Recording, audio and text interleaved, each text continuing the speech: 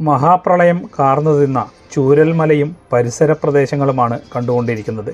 Bailey പാലത്തിന് മുകളിൽ നിന്നുള്ള കാഴ്ചകളാണ് നിങ്ങൾ കണ്ടുകൊണ്ടിരിക്കുന്നത്.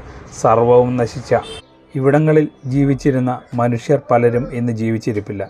ഇവിടങ്ങളിൽ ഉണ്ടായിരുന്ന കെട്ടിടങ്ങളിൽ പലതും ഇന്നില്ല. ബാക്കിയായത് ചില സ്കൂളുകളുടെ ഭാഗങ്ങളും ചില കല്ലുകളും മണ്ണുകളും നിറഞ്ഞ മരുഭൂമി പോലെയായ ഈ പ്രദേശങ്ങൾ മാത്രമാണ് ഇന്നിവിടെ കാണാൻ കഴിയുന്നത്.